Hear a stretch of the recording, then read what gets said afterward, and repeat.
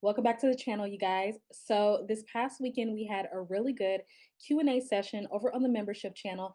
And there was one comment in particular that I really wanted to talk about. So we're going to talk about denying appearances, but without resisting reality, resisting what is. So I'm going to get into it and let's chat. So this was the comment that I wanted to talk about. The comment says, my character is in the waiting room. My waiting character is pushing for evidence, and I've developed a dialogue to calm it down and return to I am.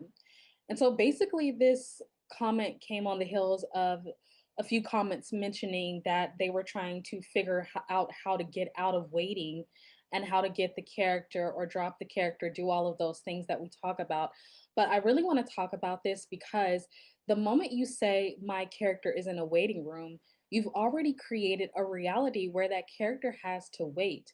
And I really want you guys to see this, that the character will have always had a past where they've had to wait, a present where they're still waiting, and they will have a perceived future where they will have to wait. And that's what you as awareness are identifying with. So that's what becomes your experience, especially when you're inside the story trying to figure out how do I move out of waiting? How do I move the character? And all of these things, right? That means you're identified with the character or the being inside the story. So you assume yourself to be the small self inside trying to figure out how to move your way out of that story. But you have to ask the question, who is aware of a character in a waiting room? And of course, every single last one of you will say, I am. So that's what you as awareness are identifying with. So you will become conscious of an experience of waiting. So we get caught up when we identify not as the one who is aware, which is I am, but as the small limited self in a story trying to figure out how do we move out of that story. And the whole premise of this is the character can only exist in a state you are identifying with. So when you say, I am waiting, you're not waiting for something. You've become the state called waiting. This is what I want you guys to understand. I am is the state. So you're not waiting for something, you've become the state called waiting. And so you are now interacting and witnessing a story that unfolds to confirm the state of waiting. So what you need to understand is it doesn't matter what the moving pictures and the forms are doing and displaying to I am, to awareness, right? Only the character is searching for a way out of the waiting room, you guys. That's how you know you're identified with the small self inside the story trying to move the pictures when we already know that creation is finished, right? So understand that the waiting room is not a period of time, it's a frequency, it's a perception loop, and why. So the more you think you're calming the waiting character down, the more you're confirming its existence. This is why it's kind of like we talked about with guilt and shame. When you are inside of a story of limitation, of lack, of anything that is unlike fulfillment and love in who you truly are, there is nothing that you can do to try to make things move because all you're doing is confirming that there's something here to wait for. Just like guilt and shame, anything of lack, you would have to constantly tell the story of lack or tell what's happening in the story to confirm that there's something here that you are lacking, something here that you are waiting on. So you're just going to constantly tell the story. So that tells you, again, like I always tell you guys, that lack does not have an answer for you. Anything that is not fulfillment or anything that is not you being the person that you want to be is you constantly telling the story to have to confirm its existence. So we're not saying that you have to do anything to calm it down, right? You're in a conversation with your own creation instead of dissolving back into the one who never needed to wait, right? This is why when you are thinking that you're waiting on something or waiting to move, waiting on something to come to you, whatever the case may be, you think that I must take a linear approach to figuring out what I need to do in order to manifest my desires. But only the character thinks that the small self is thinking that. So, what does it mean to deny appearances? And the thing here you have to understand is you can't be identified as fulfilled and waiting at the same time. So this means that you're holding two stories or two minds. So again, I am only knows the state. So I need you guys to really get this. If you get this, you get everything. It doesn't get caught up in the experience of what the pictures are doing. It doesn't get caught up in, what it looks like. Because again, the story is the effects of the state of being, right? This is why you can get plenty of stories of lack, whether it's lack of their SP, lack of money, lack of a job, whatever the case may be.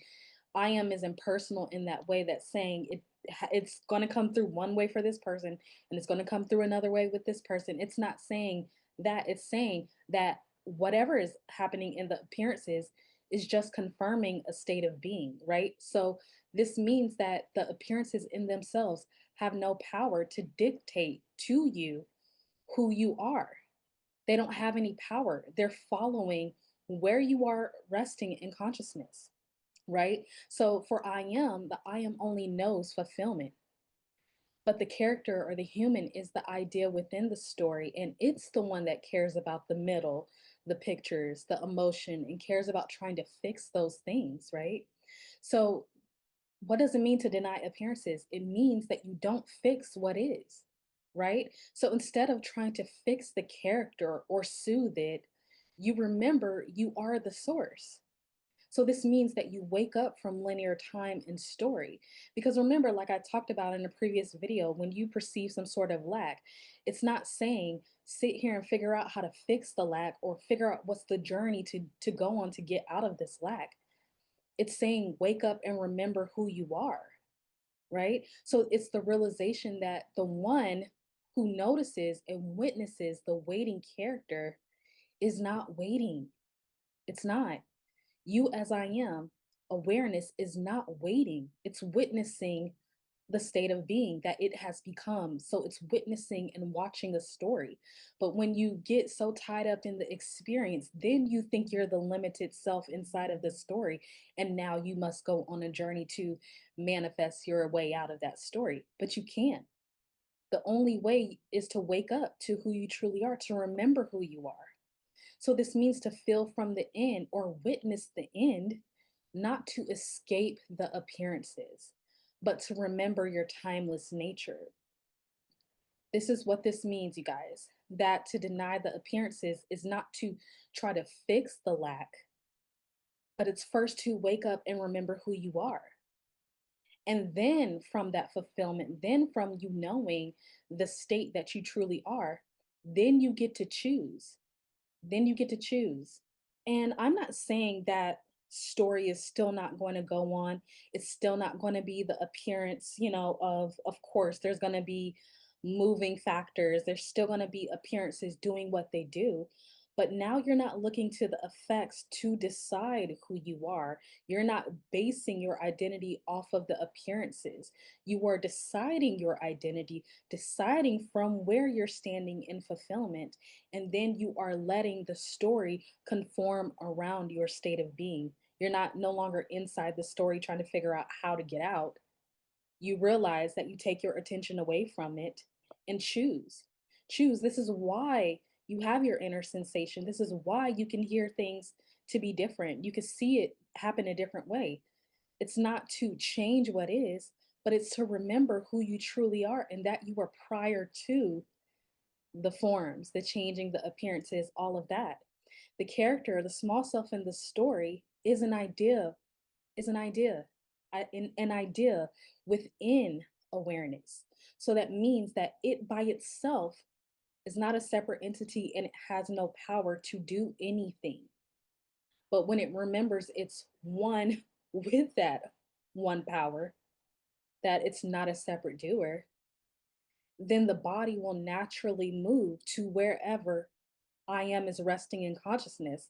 So when it remembers that it's fulfilled or it's love or it's abundant or whatever the case may be, the body will naturally follow. So we're saying leave what is alone and remember who you truly are. And then whatever you do, whatever you choose to do, then know that reality is moving around your state of being. But I am only knows fulfillment. It only knows the beginning and the end. So it only knows the desire and its immediate fulfillment. That's why you can go there now. The character and the story and the time and all that, that's for the character inside the story. That's what the character knows. And of course it's going to be tied and attached to the past and all of that. That's what it needs for its purpose. But when we as awareness forget who we are, then we become attached to that form, to that character, to that story. When we remember that we're prior to it, now we're saying, I get to witness the story, not that I am solely existing inside of a story as a separate being. I'm witnessing my state of being. I'm witnessing the experience that I believe my state of being is. So if I don't like what I'm seeing, it's not up to me to try to fix what is my creation. I get to choose another state of being where I will rest in consciousness. And I don't have to consider the past, bringing the past with me into this new state. I just choose.